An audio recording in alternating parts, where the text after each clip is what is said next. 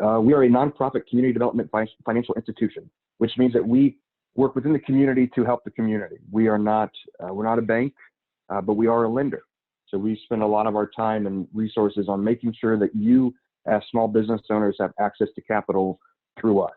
And we can help you in any stage of your business, from startup to existing businesses. And that means as a startup, we can give you as little as $5,000, or we can go all the way up to $250,000 for existing businesses. And we also provide free technical assistance to you as a business owner. That includes things like business development education workshops, such as the bootcamp workshop we're all in right now, as well as one-on-one assistance with industry experts. We have subject matter experts from all around Western New York that we can partner you with, things like accounting, marketing, strategy, finance, anything you need help with, we can partner you with, including things like having an attorney to talk to. So we also provide free mentoring and coaching with entrepreneurs who have been in the place where you are now and have grown a successful business. And then the most fun one for all of us is networking and getting to know each other and share a little bit about our journeys as small business owners. And when I say free, I really do mean free. There's no form you have to fill out to find out if you're eligible for assistance. It's free to everybody who comes through our door, and free is free. And we couldn't do that without the great partnership and sponsorship from our funders and our partners like KeyBank, who is sponsoring this event today. And if you'd like to know more about us or our partners, you can go to our website at theenterprisecenterinc.org. You can also follow us on Facebook at Pathstone Enterprise, and then also on Instagram at the Enterprise Center Inc. We'll take a look at the next slide here. And this is just a quick overview of bootcamp. It's 8 sessions. We have 7 classes in those 8 sessions, and then the 8th session is actually a graduation. And for you to be invited to graduation, which we would love all of you to attend graduation, all you have to do is attend 4 of the 7 sessions we have here. And it's every Monday for the next few Mondays from 12 to 1:30, and this is week 2. So if you come to last week and this week, you're already halfway done with what you have to do before we get you to graduation. So, and if you're invited to graduation, if you go to those 4 of 7 classes, we also invite you to the next workshop series that starts in the fall, and that is called the Next Level for Startups workshop.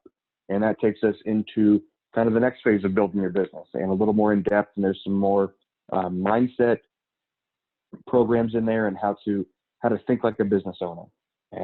But in this workshop, you're going to learn things like how to build your business, how to build your idea, define your market, how to actually start up your business, what kind of legal structures work best for you. You're going to learn how to understand money, which is, I think, a big reason why we're all here, is to make money for ourselves and not have to worry about somebody signing your check. It's about time we all get to sign our own checks. And then by the end of this, everybody who goes through this class is going to have a real business plan that they get to walk out of here with.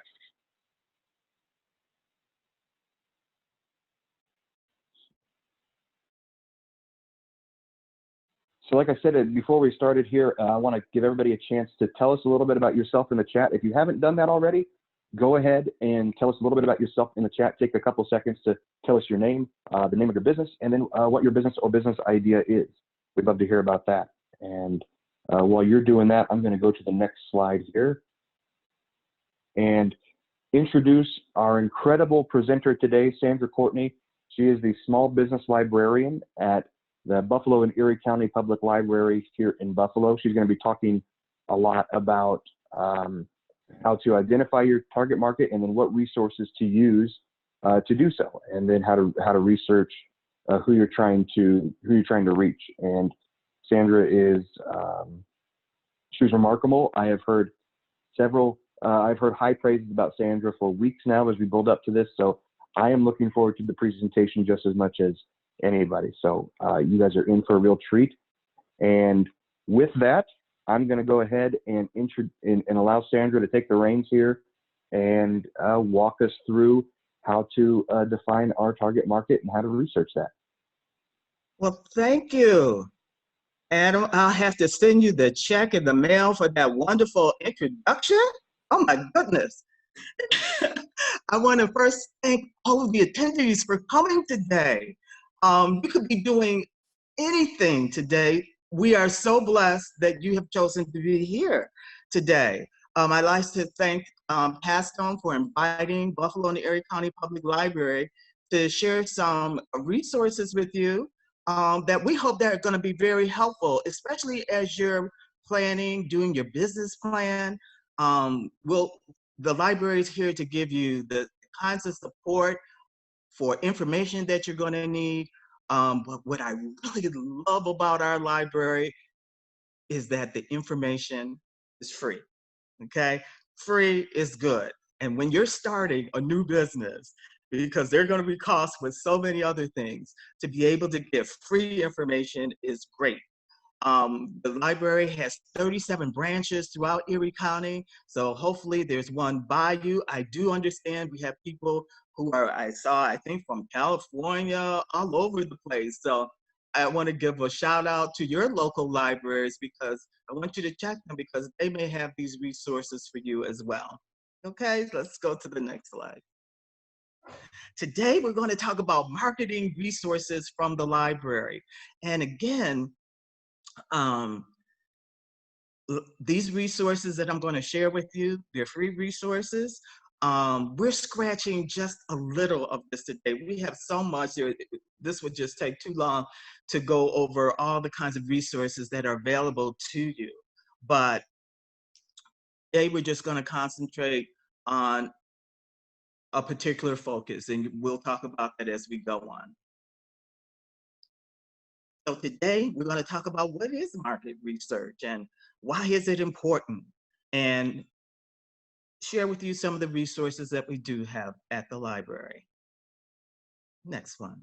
So market research is a process of gathering and analyzing and interpreting data to better understand who you're going to be trying to work with, your target group, and to make more informed decisions about your company and the customers that you're serving.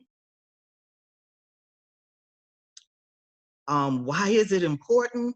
It's going to give you insight about your customers and competitors. And believe me, all of you have competitors. You're going to reduce the risk of business and strategy failure. We want businesses to be successful, but to be successful, we've got to have some market intelligence that's going to be useful for you so that you can strengthen the success of your business. And we want to look at future trends. I mean, look at today. There's no way that we could have foreseen something like this. Although we were given information, free information about what we are experiencing today, but we have to have access to that kind of information. Next slide.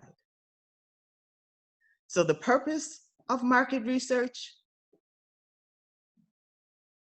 the reason why we want to do, and today we're going to be focusing on consumer market research. There's business market research, digital market research, there's all kinds of research out there. But today we want to be, I want to focus with you on the consumer.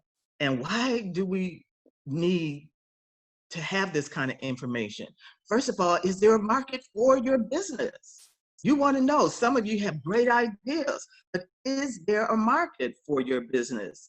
What's the best location for your business? What kind of marketing voice should you be speaking to your particular market? And a strategy for management and growth. And what are the kinds of things that we want to know? Age, income level, language, political party, marital status, children. I mean, we have to get really downright nosy about who we are trying to serve. Next slide. So we're going to do a case study that we've done before. It's called Opening a Gourmet Food Restaurant in Arlington, Virginia. Okay? Most 54-year-olds, I want you to read this with me because I'm going to ask you some questions, who purchase gourmet food are female.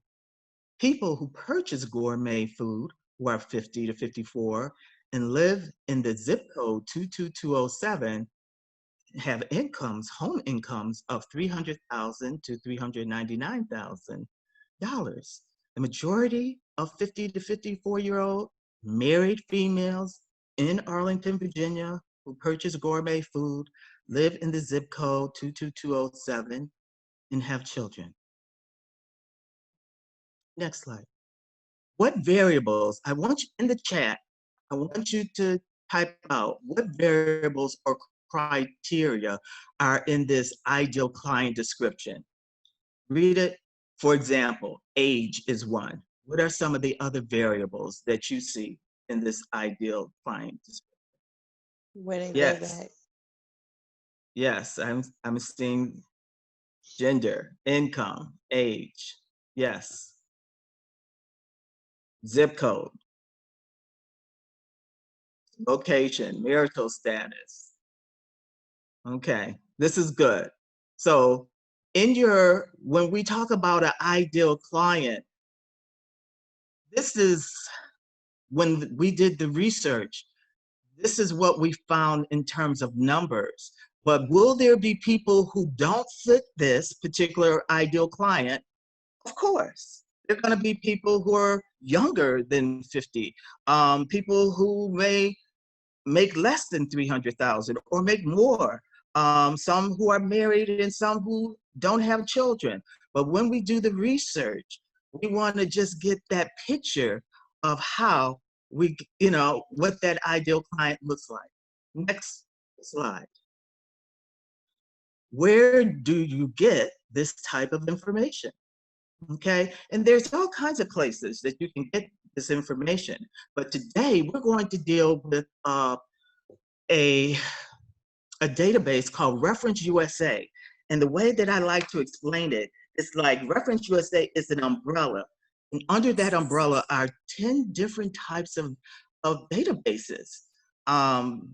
There's US business, US new business, healthcare, internships, historical businesses. There's 10 different types of databases, but today we're just going to deal with US consumer lifestyle, because I know for a lot of you, a lot of your businesses, you will be dealing with consumers, but a lot of you are going to be dealing with businesses or need to know information about businesses. But because we're on limited time today, I said, let's look at how do we get information about that consumer. So let's move on and see.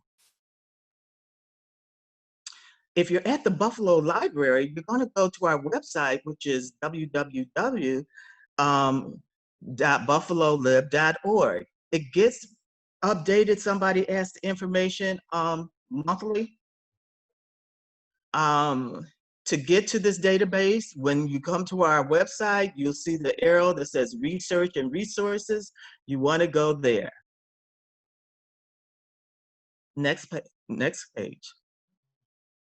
You'll see where the arrow is. We're going to go into Reference USA Consumer Lifestyles, that particular database. The next slide. Okay, just as a reminder, this is what we're dealing with. Okay, that 50 to 50-year-old, the purchase gourmet food, that is a lifestyle. This is a lifestyle for them.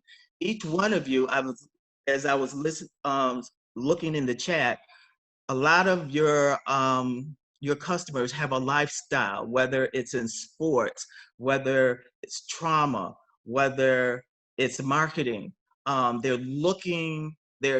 They're doing something with their lives, and you're trying to connect with that particular lifestyle. Okay. Next slide. Sandra, this might be a good spot to ask one of our poll questions, if we can do that real quick. Sure, please do. Yeah, I just want to ask people. Well, let me see here. Yeah. Let's see. So I want to see how many people know who their ideal customer is. So we're going to put that up on the screen right now. And if you guys know who your ideal customer is, just tell us yes or no. And then maybe if you need help identifying who that ideal customer is, and then we can start pairing you up with with some experts and making sure we get you resources so you can define your ideal customer. Remember, your ideal customer has those. To define your ideal customer, you have to know those variables like age, gender, their geographic location, their income, things like that. And yeah, we've got a lot of responses here. This is great. We've got most people responding. A lot of people do know who their business is, who their ideal customer is. That's good. We're going to let it go for just a few more seconds here, and then we'll end the poll. But yeah, it looks like about 3/4 of us do know who our ideal customer is, and for those who don't, that's okay. That's why we're here today, is to learn these things and to learn how we can understand who that person is. So, all right, Sandra, back to you. I'll get out of your way now. Next slide. So what I'm going to do with you today is just walk you through Reference USA Consumer Lifestyle and how might we search getting that particular information. And this is really nice because if any of you are using or developing your business plan, this kind of information is going to be very key in putting that into your business plan. And for those of you who do know who your customers are, I'd ask for you to go through this process anyhow to see if it confirms what you've already know. Okay, so on this page we're going to go into advanced search. Okay, so we're going to click advanced search and that'll take us to the next page. And in this particular search, we're going to search on 2 base variables: lifestyle and geography. Okay. You said, I don't see anything but you. Are people seeing this slide?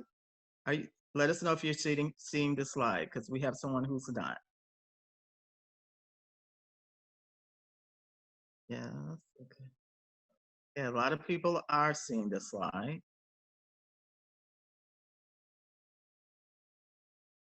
Okay. So I'm going to continue on because it looks like everyone is seeing the slide. Okay. For the person, I'm gonna help out. I'm gonna help out over there and see if we can get you pop back up there for him. So. Okay. So we're going to be searching on geography and lifestyle. Okay, that's going to be our base. We're going to find other information, but we have to have a base that we want to be searching from. And the lifestyle is really important. And your geography is going to be very important. So we're going to be able to find other information, but that will serve as our base: lifestyle and geography. Let's go to the next page. So in geography, I'm just going to do city and state, not zip code at this point, but just city and state. And so you type in Arlington and you select, it'll give you all the Arlingtons in the country, but I wanted Arlington, Virginia, and that came up. And so so that's our geography. Now we want to look at lifestyles. And in this particular database, you'll see general categories of lifestyles. And this one came under cooking and wine / cooking and wine. And when I clicked that little plus sign, it gave me general cooking and gourmet food and wine. So that's one that I was very interested in. So I selected that one. So I'm going to give you some sample of searches, and these are just a couple that we're going to do, but you can do a ton of them. So what are the variables? Hey, Sandra, yes, sir. Sorry. It looks like we do have a question from Jasmine. I'm going to let her ask that question here as I unmute her. Right. Okay. Yes, Jasmine. Maybe. Hello, can y'all hear me? Hi, I hear you. How you doing? Okay, like my business, well, the idea that I have, it's not really like what happens if you don't really have like a age limit or like It's not like I want to start something like, you know how nonprofits, they have nonprofits to help single moms, breastfeeding moms, or like single mom with kids and stuff like that. What if, like, I want to help people. Like, I'm always running a problem. Like, I'm a mom of 3 kids. I'm a Black mom. I'm breastfeeding, but I'm married. A lot of times we don't qualify for help because we're married. So, like, I want to start like a community service where I can help people no matter, you know, your marriage status or your family situation. I just want to help the community with like food, clothes, help you find resources, like, so if you need a place to stay or you lost your job, you need to find an apartment, stuff like that. So what do you like?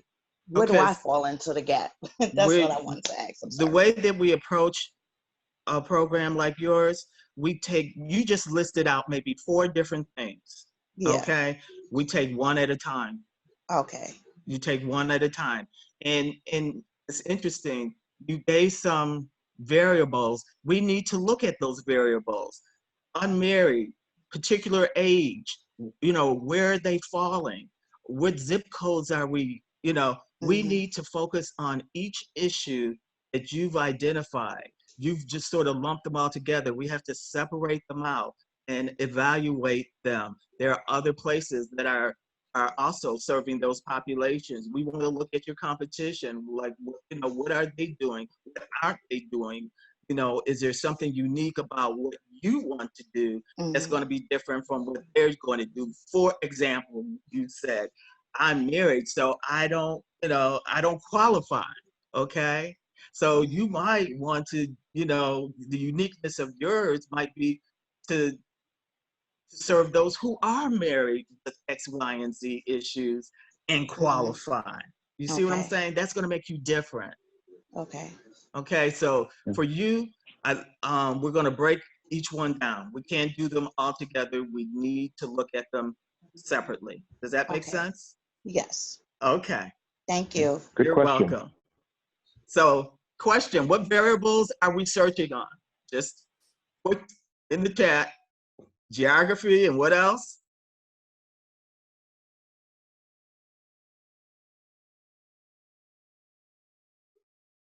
Put it up on the thing. And consumer lifestyle. Those are the 2 things that we're searching on. And that's really important when you do this search. Just know where your base is. Okay, now we can go do some more searching. Let's go. Next page. Zip code and age.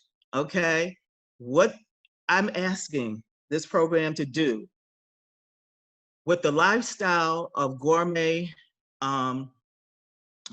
eating, what have you, in Arlington, which zip code and what age is really doing, you know, a lot of this? When I know you're seeing these numbers, I don't want you to get, can you hear me? Because I just got it. Can you hear me? Just, yeah? Okay. Don't get concerned about all these numbers. Do not get concerned. What I want you to do is look at the larger numbers. For example, if you go across where it has age, it has all the different ages. I have that 55 to 59 circled. When you go across, the biggest number is 469. Out of all these zip codes, which are on the top, 469 people are in that 22207 zip code. And when you look at the total number of people, just total number of people, it's that 55 to 59 year old population. When you go down the 22207, you know, again, it's that 469. Now, does that mean you have to do just that particular age group? No, it's just telling us there's a concentration in that 22207 zip code, there, that particular age, okay? So it's the numbers that will start to speak to you. I would not ignore the one above it, the 410. That's pretty significant. The one above that, the 45 to 49, pretty significant, okay? But again, it depends. You can decide who you want to target. So if you choose to, yes, lots of elderly, um, they got money. So they save money for all the year. But you decide, let the numbers talk to you. Who do you might want to start off very small. You may say, I want to do the 40 to 44-year-olds. There's, you know, yeah, there's 156, but that's where I might want to target. Okay. You may want to target that 75, but you may not want to. That may not be where you want to put your energies toward. So you get to decide, but let the numbers help guide you as to in terms of zip code and age. Let's go to the next one. Marital status, okay? Like, who are we dealing with? Okay, our base again is Arlington, Virginia, and gourmet, the lifestyle of gourmet food and wine. But again, that 22207 zip code keeps coming up. And in that, they have more married people than they have single people. Again, doesn't mean that you have to be stuck with that zip code. You can try somebody else. Your decision, but let the numbers guide you. Okay? Let's do another one. Zip code and home income. Okay? Again, your zip codes are on the top, but when we look at the numbers, that three is around that 300,000 comes up. It's 865 in there. Okay, you can go up. You don't have to do that one. It's just telling you that's where the concentration is in that arena. I would not ignore, the ones under it and some above it. But you decide, depending on your model and what you're selling or what your product is. If you want to start smaller, you can. If you want to start larger, you can. The thing I want to share with you with what we're doing and finding this information, we can generate a report of clients that fit in that category. So if you choose that category of $399,000, and the age and the that 55 and they're married and what have you, this program is able to generate a client list for you. It will give you name, address, phone number, zip code, telephone number. It will not give you email. Reference USA will sell you a email list, but this is not bad to have. That kind of information. You actually will have a client list once you decide what your variables are. Let's look at the next one. It will give you that information in graphic form as well. This is really cool for your business plans. It will show your funders that you have done some research, and you can tell them, yes, I've decided to go with that 300,000 to 399,000, which is the blue. And they may ask you, well, why aren't you going for the 500? And you can tell them why.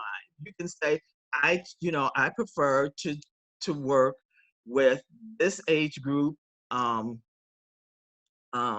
with this amount of money, starting there to see how this would work. Next page.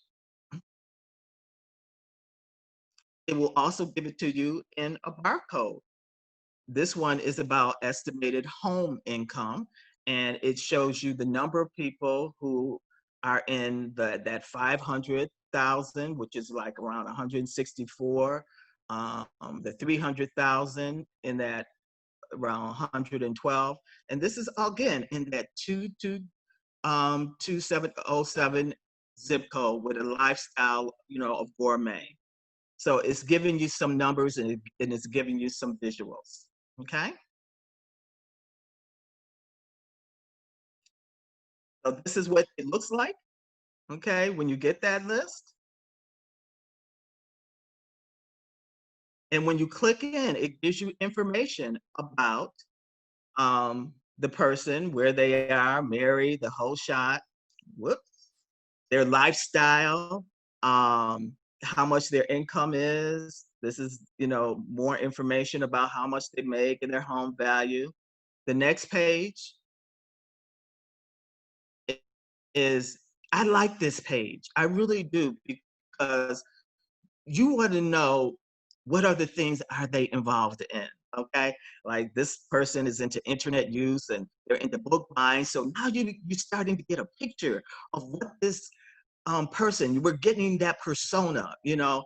It's not just gourmet. They're not just about gourmet food. Doesn't mean that they're gonna buy it from you.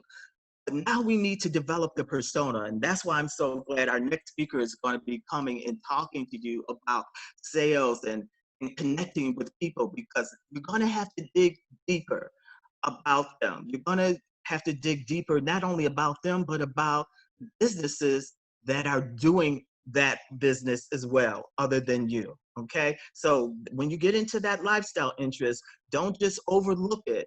It's telling you a little bit, and each person is a little bit different. But you know what? You might find that all of them love books, or all of them love sports. And if everybody that loves gourmet food loves sports, it's telling you something. Next page. You can download this information as well. So once we see that information, we get it, you can download it. It becomes part of your Excel sheet, okay? So it's a reference in terms of these are the people who are falling into this particular arena. Next page. So, gonna just sort of calm down right now. I know I've taken you on this ride of just this one particular type of database that you can use. There are 9 others that fall under this category, okay, under Reference USA. So for businesses, new home owners, historical businesses. Have you noticed sometimes businesses will go to another area, you know, they'll open up a place and every place sort of fails there. And it's like, you need to do some research as to why is, you know, why they having difficulty. So our historical databases will do that. So each one has really cool stuff that we can research on. But time will not allow us. But I want to talk to you about a business database. For those of you who are doing B2B, which is business to business, this is a fabulous database, because it will research businesses. And it's not going to just give you list of businesses. It's going to tell you their sales volume. It's going to tell you their square footage. Just a whole lot of detail about that business. The next slide is what we just did, was the consumer lifestyle. That's going to tell you a lot about your consumers. It's just scratching the surface. This is not the end all. This is really just helping you get this basic information, because this information works very well with analytics, like with Facebook and all other programs that do a lot of analytics. This will help you do some deep searching with analytics. I love working with analytics with this information. The next page. Looking for potential customers. These are some of the resources. The first one is in print format, Reference USA databases. The US Census is really, what they have done with the census information is fabulous. We can find some really good information about potential customers. Our next page. Buying power and spending habits. These are some of the resources that will help you with that as well. I really love who's buying series, and best customers. They're print, they're by New Strategist Press, but they've sort of done all the work for you, and they've divided into country, let's say if it's the United States, it's the East Side, West Side, North, South, male, female, income, all of that. So you might want to get familiar with those kinds of books as well. And consumer lifestyles, of course, is what we've done today. Next one, target markets. These are some of the, most of these are print products that you can look at through libraries. Okay, the next one. Who are my competitors? We all have competitors, believe me. Any business that you're going to, the only people that I know who don't have competitors is if you're starting something that's so brand new, like iPhone, which, you know, Apple did, something that is so unique. So I'm not sure if any of us are falling into that, but these are some of the databases that will really help you identify who your competitors are. Next one, your industry. You must know what's happening in your industry. And part of your business plan, you need to have industry reports. And I love Business Insights Essentials. We didn't have time to go over that, but this is the one that will give you usually a 2020 report about what's happening in your industry, but also your trade associations and places that you need to be connected to.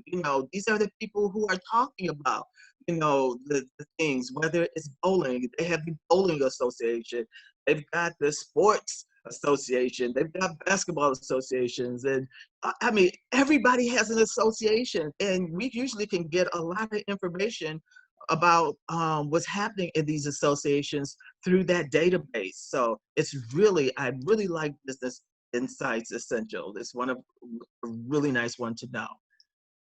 And our next one, library card. You need a library card. If you're in Buffalo, go on our site. You can sign up. I believe the application is there. They'll get that done for you. You can get an e-card that'll get you to our electronic databases as well. We have great marketing books on our in our ebooks. We have 37 branches, so find one that's near to you. But that's how you're going to be able to access this kind of market intelligence. And I want you using it to your advantage. The next card, I know there's a lot of you that are in New York State, like Rochester and what have you, even Buffalo. The New York Public Library gives a library card to anybody if you live in New York State. So, and it's a free card. And they have the most wonderful databases and business. They have just a whole business center that you can access. The Simply e-card is from is a electronic, for ebooks. They have fabulous ebooks, but the New York Public Library card will get you some. There's some databases you will not be able to access because they only allow for the New York City libraries to have, but there are many databases that are accessible through their card that you can do. It is a wonderful card to have.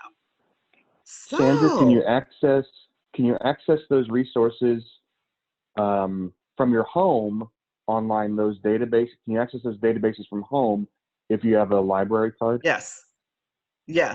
Wonderful. So wonderful. Any 24/7. So when you're up 3 o'clock in the morning, there you can do that. So thank you for listening and sharing. Let me share with you, some of the resources that the library has. We are like your college right now. We can be, we partner with Pastone and many organizations to help you through this process. We want you to be successful. Here's You can contact me I'm at the downtown library. You can call me at 858-0797, but the easiest way to get to me, we'll have to get my email to you. I forgot to put my email on there, but it's Courtney S, my name, Courtney S, at Buffalo Lib, that's all together, BUFFALOLIB, short for library.org. Yes, and we will send that out to everybody when we send out everything tomorrow or the day after with the recording of your presentation. We do have the second half of the presentation coming up in just a second, but I know Sandra and I want to know who has a library card and who doesn't. We want to see who's rolling with a library card here. So I'm going to put that poll question up. Tell us if you have a library card, if you don't have one, and then if you don't have one, tell us if you'd like information on how to get one. So we'll put that up on the screen right now. And wow, we got a lot. Wow, that was quick. A lot of people looking. We have a lot of people with library cards. This is wonderful. That's, I'm new to the area. So I guess I need to get a library card. Yes, you do. Thank you. It looks like we have like 3/4 of us have a library card, and then another 25% do not. But there are a lot of people who do want information on how to get a library card. So we'll keep that open for just a couple more seconds here, and then. But Sandra, thank you so much. This was. Can she? Oh, Sylvia, yeah. I'm sorry. Can she give us her email again, please? Yeah, and I'll put it in the chat Yes, too. it's Courtney. Yes. Courtney S. Mm-hmm. at Buffalo, BUFFALOLIB, like short for library, Buffalo Lib. Like V? Are you saying V or B? B like in library. Okay, library, LIB. Okay, thank LIB.org. Okay, thank you so very much. You're welcome. Thank you. Sandra, thank you again so much. This is part of being a business owner, is being informed and knowing who your customers are, and then more importantly, knowing how to read, knowing the information about them, knowing more about them and where they live, and how you can help them. So Sandra, thank you so much for helping us understand that. You're welcome. Great. Well, we will get on to the second portion of our presentation here. I'm going to take just a couple of minutes and see if there's anybody else out there who'd like to talk about their business, introduce themselves, and take 15 or 20 seconds and tell us who you are and what your business is. If you want to raise your hand or unmute yourself, and we can, I'd love to hear from a couple of you before we get into the next portion here.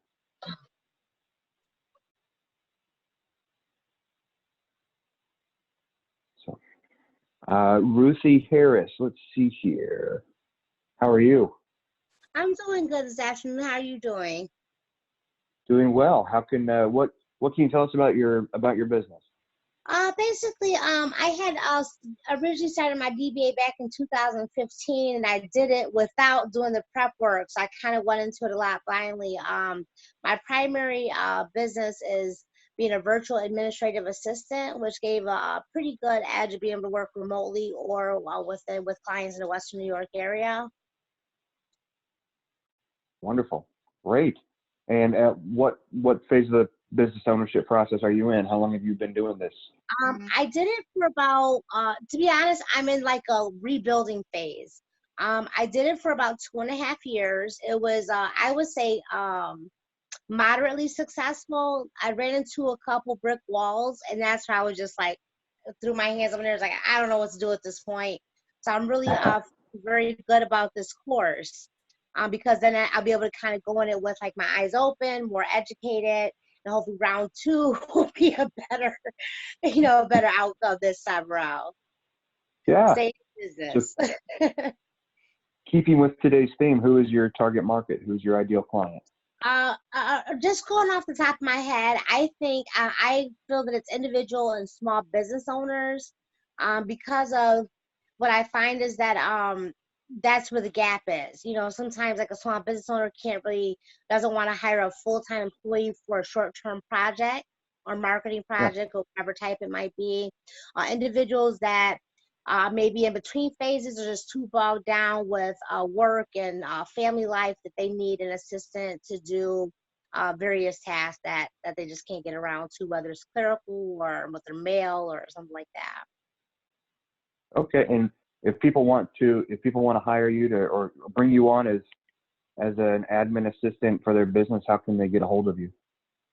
Well, right now I have a squareup.com. I have like a little online store. And I also used to I have a Wix website that they can go to get an introduction about the administrative assistant services that I offer. Okay. So but If I you don't want to put, have to like promote it, you know. So yeah. If you want to put that website address in the chat, everybody will know how to reach you. well, absolutely, I'll do that. Thank you. Yeah, Ruthie, thank you for being here. All right. Thanks for sharing. All right, we can take one more before we move on to Anthony and the sales process here. So, anybody else want to speak? You can raise your hand or just go ahead and unmute yourself and start talking. Hey, Adam. Yeah. I'm trying to establish a virtual business coaching for e-commerce entrepreneurs. So I don't know how to go for my target market and personas. So I would like that to ask to Sandra, how should I go about it? Because it's virtual and I don't know how to go about it. So you're trying to define how to find your target, how to define your target market? Yeah, and make personas. Yeah. Okay. Sandra, any help on how Imran could find his target market and how he could better understand who he's serving for e-commerce? I would have him email me or call me, because there's no simple answer to that. Yeah. We can do it, but it can be done. I'll email you. Okay. Good. Thank you. Wonderful. You're welcome. Great. Thank you very much. All right. Well, now I want to go ahead and introduce our second speaker of the day, Anthony Dixon. He is from SPA Capital Management. He is, I'm trying to get out of my windows here. Anthony's the man. So Anthony was with us last week, as many of you remember, and he's going to talk to us today about the sales process. And now that you understand who your target market is, now we're going to talk about how to reach them and how to get them to say yes to you. So Anthony, with that, I'm going to hand it over to you, my man, and let you drive. Yeah, thank you, Adam. Also, thanks, Sandra, for that wonderful presentation. It definitely was informing, and it actually sets me up. So I'm really excited about this. Again, one of the things about this process is we just want to help you to start that process of thinking about your business, how to market, and then obviously the sales part. Before I do that, let me introduce myself again. My name is Anthony Dixon, partnership investor and small business consultant with SPA Capital Management. SPA Capital Management is a holding company that invests in small business through a partnership model. Now, what does that mean? Partnership model, right? We know that a lot of business owners want control, right? You want control of your business. You want to have the idea. You want to make sure it's creative and in your light. But sometimes as business owners, we have a lot of strengths. But we know that sometimes we also have weaknesses, and it's an opportunity for you to get help with some of those weaknesses. Some of us aren't strong in finances. Some of us aren't strong in marketing. It's an opportunity for you to go out and find a co-founder, have a partner so you can actually bring this market to people who desperately need it. And sometimes we have to step out of that control role and really seek somebody to help us. So that's my model. I've been doing that for a while now. Really excited about it. I started my first business when I was 11, sold my first business when I was 11. So it's an opportunity for you to seek out help and get the resources that you want. Our slogan is we come with a goal. a plan and an exit strategy. And if you want to learn more, just follow our website, spacm.com, and you can look at my video. If I can go to the next slide. So we're talking about your building your sales process. So Sandra set us up really well, right? She started talking about who is your target market and what do they look like? I call it an avatar. What does your avatar look like? And I know that Eram said persona, and that's another word that we use too as well. And it's a really cool way to kind of look at what is marketing, right? Marketing is an awareness tool. And a lot of people need to understand that. Nobody knows who you are. Nobody knows that you have this solution. And the only way to do that is to stand outside with a bullhorn and tell people. And you got to be enthusiastic about it, and you have to be willing to tell somebody your story. That is where the awareness comes from in marketing. Sandra only touched on a part, like 1/10 of what a marketing plan actually looks like. And that part that she touched on was very important. It's understanding who are you selling to and how do you message to them. Again, marketing is about a message, and it's about using a bullhorn to get that message out there. When you put it on traditional medias like print or TV, that is an awareness. Until you put a call of action into that and you specifically message your business to that person, that's when you're going to understand, that's when your customer is going to understand that you have a solution to their problems. To go back to the first workshop, a solution to their problem. And in order to do that, you have to message clear, concise, and straight to the point. Next slide. So before we go to this one, am I a salesperson? How many people, she was talking about target marketing, but how does that tie into sales, right? And why am I a salesperson? A lot of people say that. Art, I want you to put in the chat. If you have a problem, do you immediately just go online, type in the store that you want to buy it from and buy it there? Are you an immediate buyer? Meaning you don't have to worry, you know the place that you, that solves your problem. You already know them. You want to put that in there, just put immediate. You can put that in the chat. Now, if you're a person that takes time, you're like, oh, I got this problem. I need to source. I need to locate it. I need to start to look at who's the competitor, who can solve my problem, what's the cost. Yep, do your research. So if you're a time person, put time in there. So if you're a media buyer, put immediate. If it takes time for you to purchase something, I want you to put time. Oh, we got a lot of time, people. All right, that's exciting. So I'm gonna give you a couple of seconds. I want you to put that in there. Either you're a media buyer or it takes time to do some research to get it. Yeah, definitely. It takes time. And why does it take time? It's because you want to know that you're giving your money to something that will solve your problem. And that's where sales comes in. Marketing is the bullhorn that you stand outside and yell to people, hey, I can solve your problem. And sales is how you actually close on the deal. So am I a salesperson? Yes. Whatever title you give yourself, you are a salesperson. You can say I'm the chief executive officer, the CEO. You can say I'm the co-founder. You're still a salesman. You can say I'm the executive director if you're opening a nonprofit. You're still a salesperson. And you got to realize that people want to buy from a salesperson. And person is that key word because it takes you away from that transactional relationship where I'm just selling to you so I can get what I want, and you as the customer is being left in the dark. And that is the reason why it takes you time to get what you want, is because you want that person who's that salesperson who's selling you something to show you that they take you into consideration, that they're not just trying to get $1 out of you, but they're actually going to solve your problem. So I want you to start looking at yourself as a salesperson and being able to do your elevator pitch, which is a 60-second pitch on what you do, how you solve problems, and how to reach. A cool thing about being a salesperson is there are personas in being a salesperson. So if you look on that slide, you can even take an assessment, I would say, about what type of salesperson you are. So there's a link. When you get this presentation, you can actually go on there and actually take it. So you know, how do I sell? How do people relate to me? And then there's 14 important traits that successful people need to have and share to be a better salesperson. When you're a salesperson, it is important for people to trust you. Trust is one of the biggest reasons why people connect to salespeople. And there's two factors in trust. The first thing is warmth. Warmth you show when it's compassion. You care about what that person is saying, and you understand what their problem is because you yourself might have went through it, or you've been a customer on the other side and you've seen how people treat you and how they feel.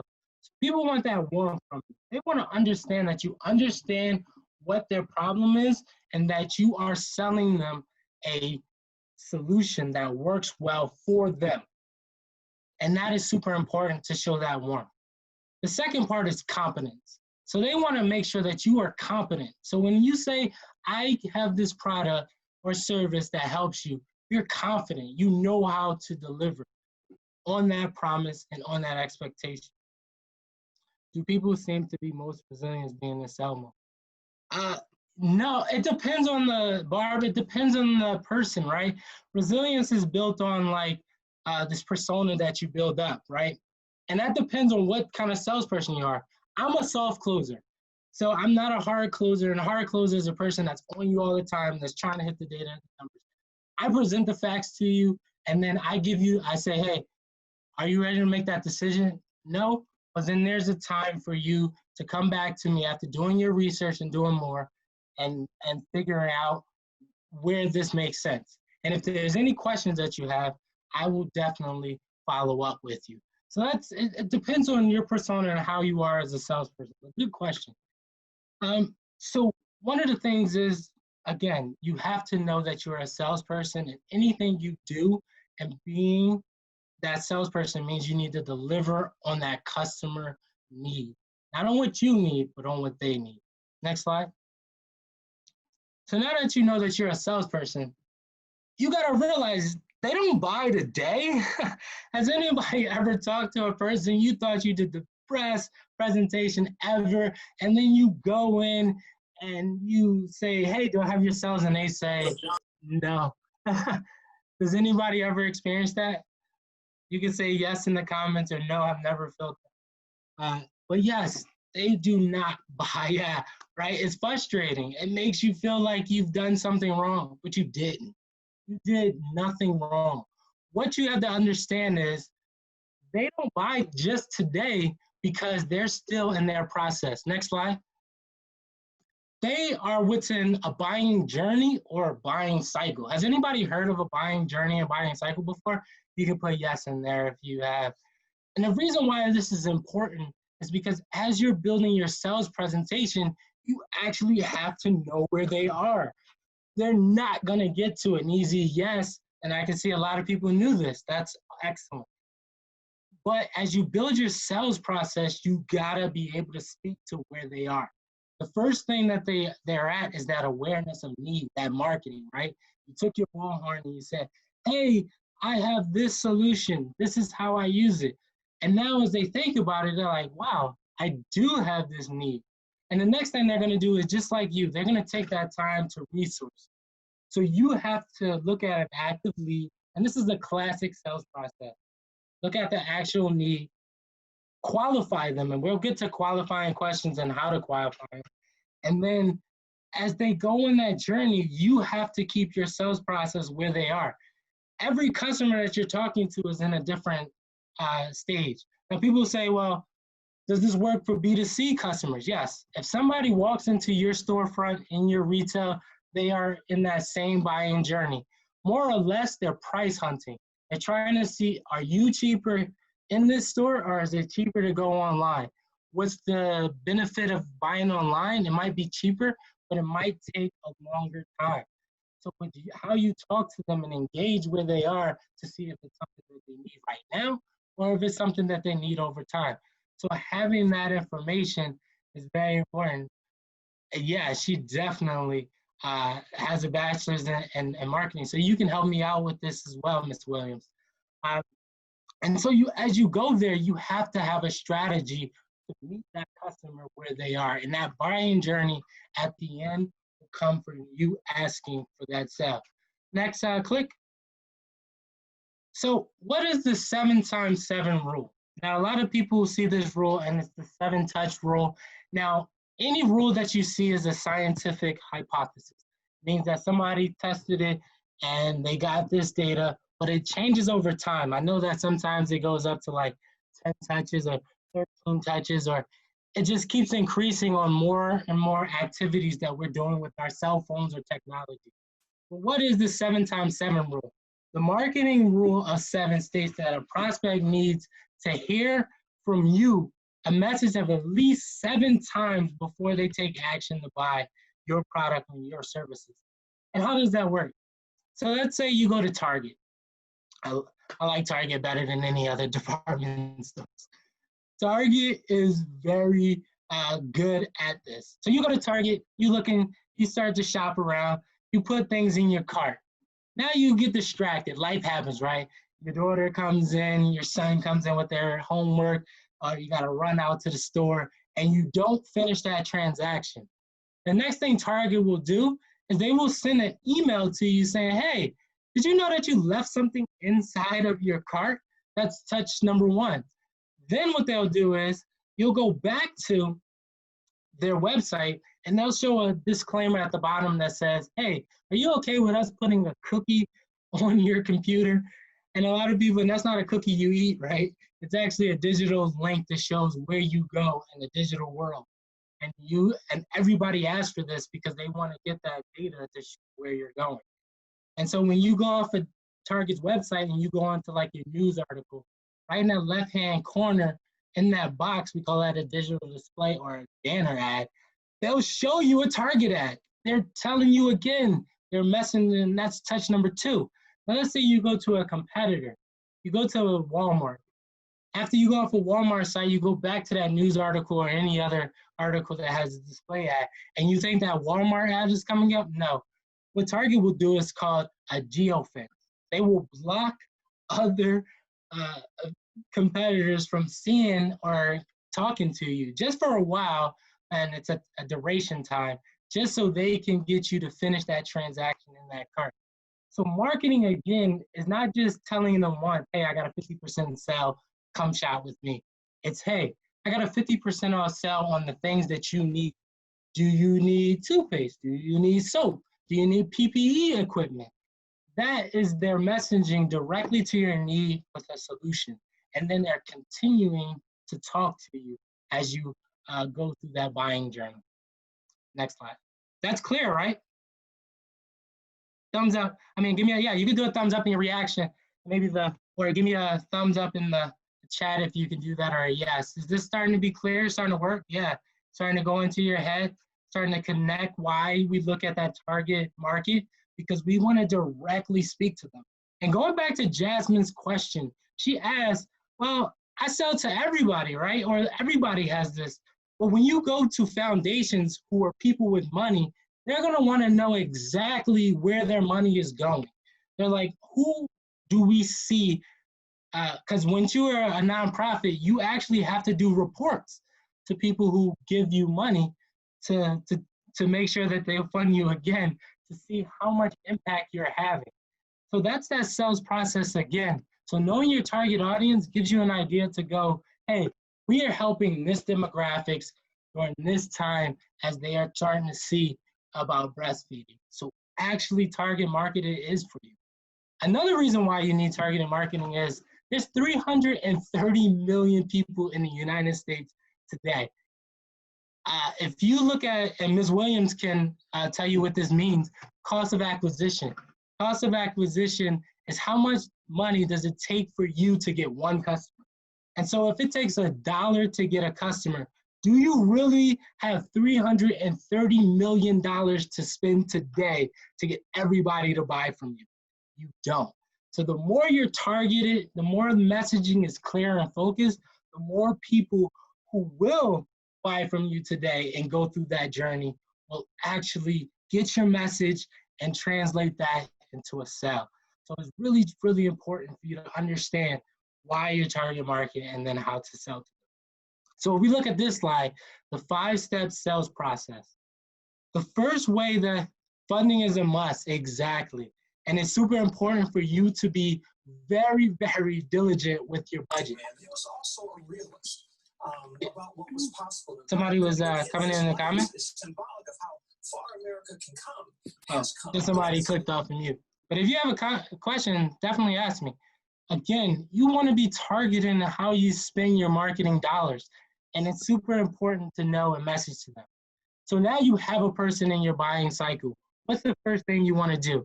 This is an easy 5-step process. The first is building rapport, initiate contact. That first contact can be a call, it can be an email, it could be a social media post, it could be however you're using your marketing mix to get to that seller. Marketing mix is a strategies and different products that you use to talk to your audience. So that's good because people want to buy from a person. Remember when I said that? They want to buy from somebody that they can connect to. That is the number one advantage that a small business has, is that connection to someone. The reason why you should be on social, building a connection, exactly. The reason why you should be on social media is not so you can keep posting every day or every minute. The reason why you should be on social media is because a customer can actually engage with an owner. I don't want to talk to some corporate marketing person. I want to talk to an actual person, a business owner who will engage with me, relate to you. Exactly, Ms. Williams. And that's why it's super important for you to be on these social media platforms, because you need to build that rapport and get them in. But building that rapport can go through email. It can also go through a phone call or any digital marketing that you do. That second thing is need discovery. You need to find out what they need and how you can get to them, how you can help them solve it. The next thing is you need to offer a solution. Now that they gave you all that feedback, they gave you all that information, you got to digest it and find out what product or service that you have in your arsenal that works for them. And once you have that, now you got to present it to them. You got to get over those handling objectives, right?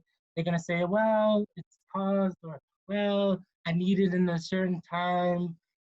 The reason why they're saying those handling objections is because you didn't sell you.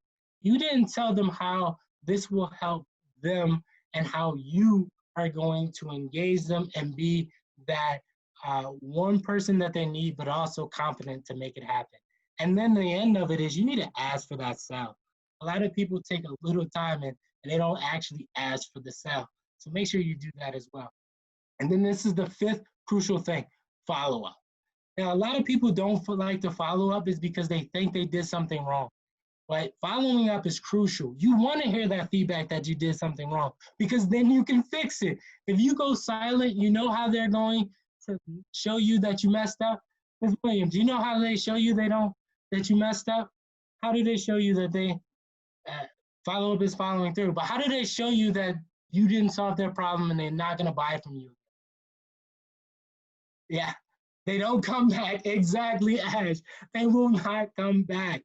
So again, when you're in this sales process, you got to remember that it is not a transactional relationship. One of the things that you're going to hear also when you start to dive deep into market, yep, they do not come back. They're going to ask you for, and math is involved in marketing. I love talking about math. Cost of acquisition is actually a formula. It's a math. So you use math every day. The second math that you're going to have actually do is what's called, you're going to have to look at who comes back, and it's called lifetime value. How many times can you sell to one customer?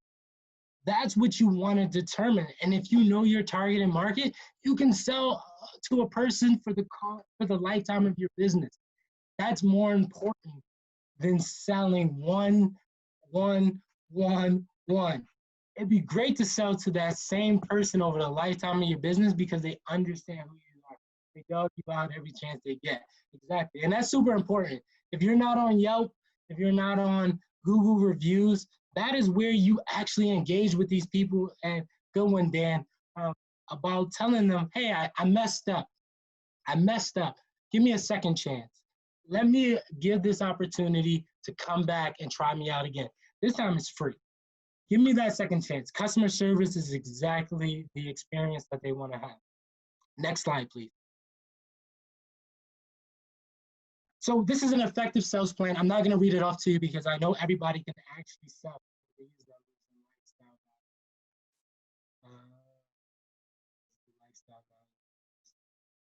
Let me get back to Ash's question. So an effective sales process is customer centric, meaning you're building it to empower the customer. It's not based on what you know or what you think happens. It's based on that customer experience. It's clearly defined. So anybody can pick up this sales process because you're going to learn if you are not the salesperson in your business, you need to go find someone that is. Now, how do I do that, right? I don't have any budget to hire someone.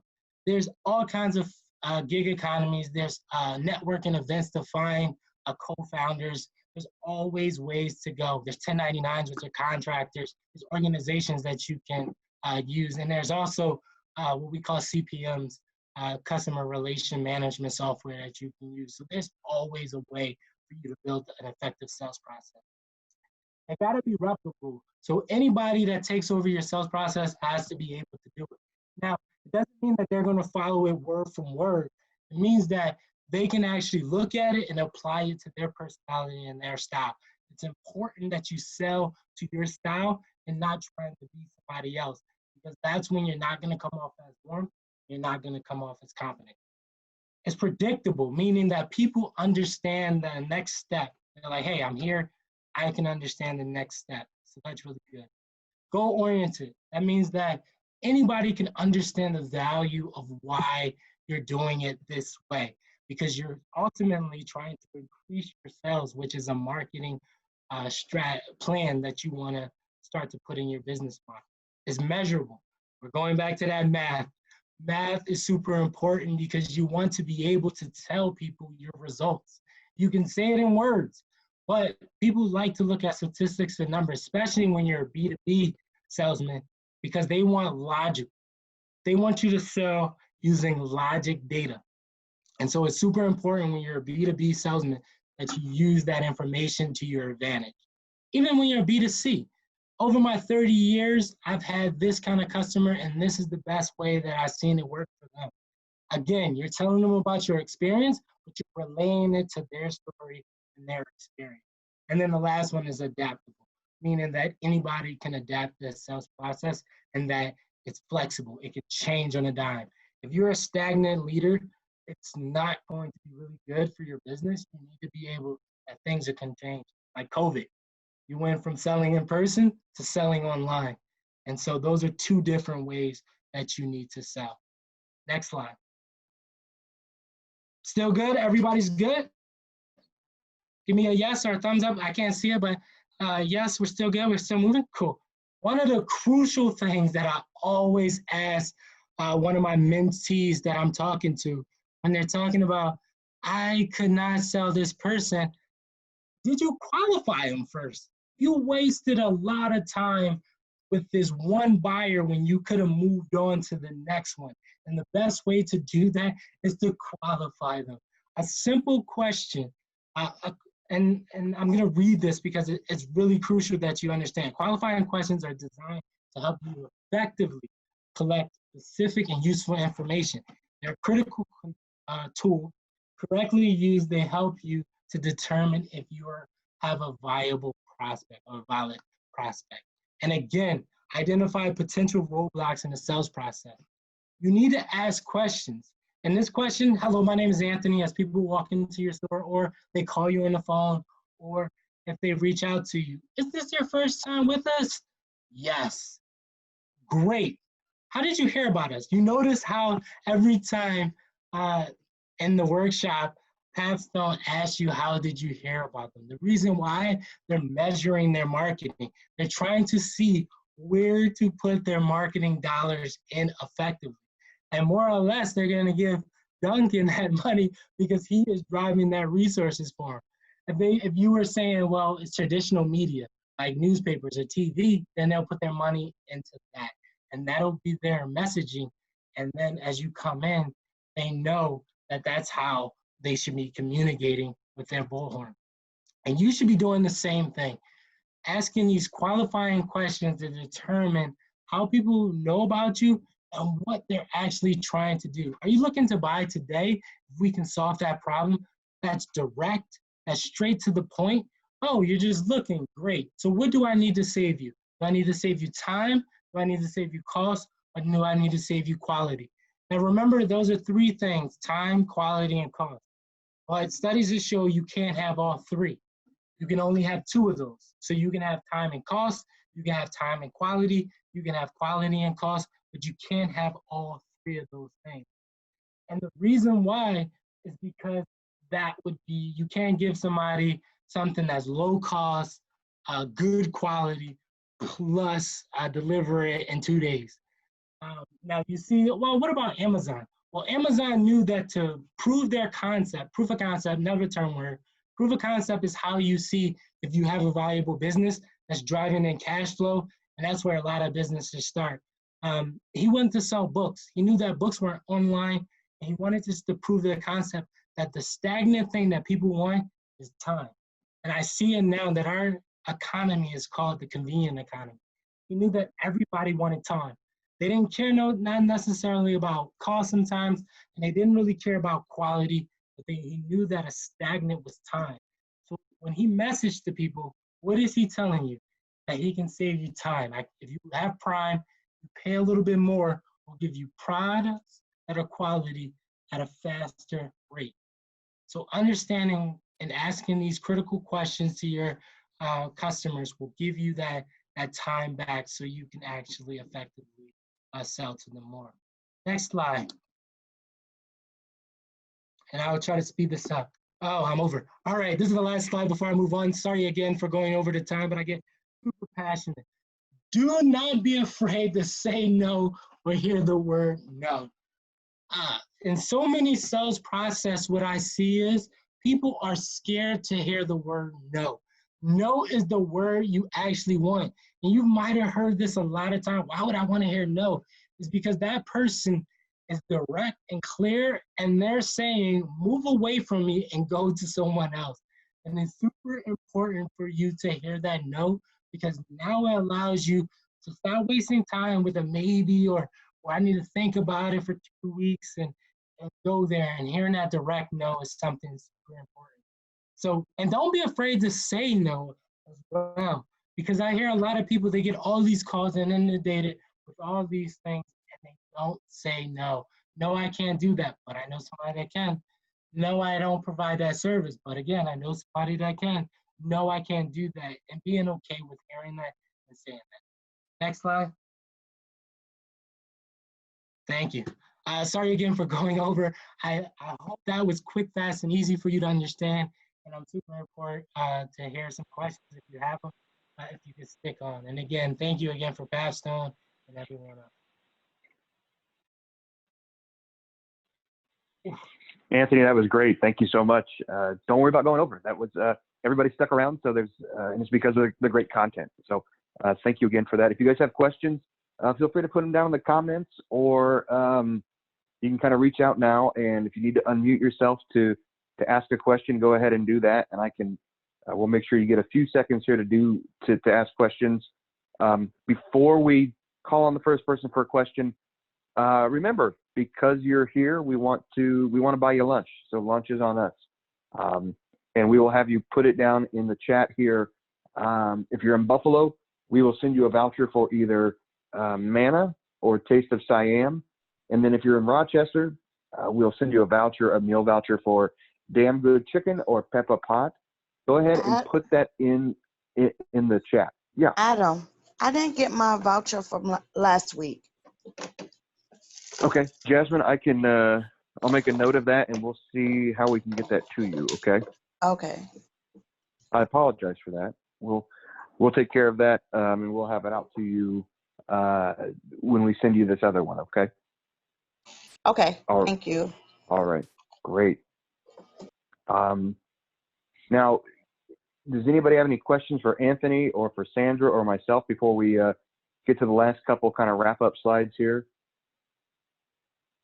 I'm going to click through the screens here to see if we've got anybody chomping at the bit here to chat.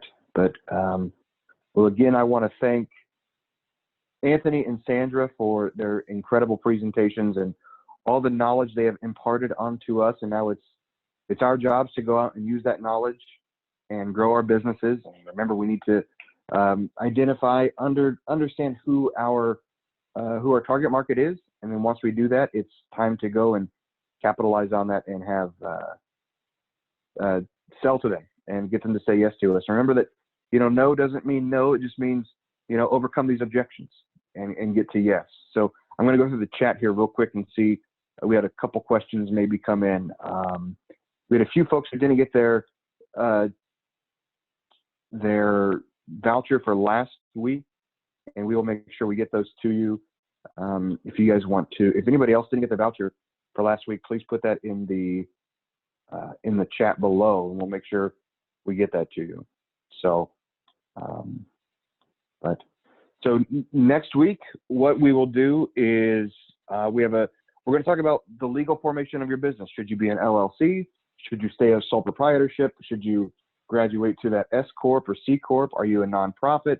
How do we do all that? And we'll talk a little bit about not only how to make that decision, but then how to go about that. And for those of you in the chat asking how to get access to the first session, we will make that available to you, and we will send you a link to that video and in these next emails. So is there a time limit on using the vouchers? Jahida, are you able to hop on and tell if there's a time limit on using the vouchers? Yeah, sorry. So we're looking at September 5th for everyone to use those vouchers. Cool. So yeah, September 5th. Make sure you use the vouchers by then, and then we will start. The next level starts after that. Again, for those of you who have come to who came to last week and you're here this week, you are halfway through the requirement.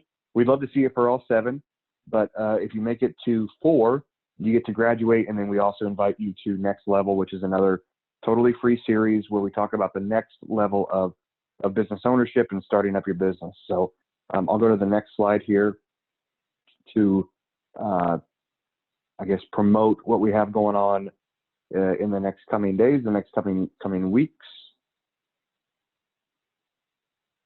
maybe. And we have our final session of Money Talks Wednesday, and you can register for that. You can find us on all of our social media. We've talked a little bit about, next week's going to be formation and legal structure, and be on the lookout for your meal voucher. Be sure to come in 4 out of the 7 sessions, and I think we're good for the next slide there. Oh, also, for those of you who attend the most sessions, you have a chance at winning prizes. So everybody loves prizes, more free stuff, which is I'm all up for that. So unfortunately, I can't win, but I get a salary, so I guess that's my prize. But also, we have our last Friday forum of the summer coming up August 7th, which is the best date on the calendar because it's also my birthday. But if any of you see me that day, I'll be pretty gloomy. It's my 30th birthday. I'll be leaving the 20s, and depression will set in. So, but you No, can it register for both. Thank you, Jasmine. We will. So you can register for Money Talks. The final session of Money Talks is this Wednesday, and then the final Friday forum is next Friday, and we will re-up that series in the fall. But if you guys have no other questions, I want to thank you all so much for coming out. We had 58 people today on the call, and that's wonderful. That means that Western New York is looking to grow and have some great small businesses here as we venture through COVID and come out better on the other side. So thank you all so much, and we will see you. I have a question. Oh, yeah, shoot. Yes, how do we get access to the first session? Yeah, I will send that out in an email to everybody. We have everybody's email captured through your registrations, so we will email you all, and we'll make sure you have access to that first session too. Thank you. Yeah. So guys, thank you all so much again, and we will see you next Monday at noon, same bat time, same bat channel. Thank you very much. Thank you. Thank you all. Thank you.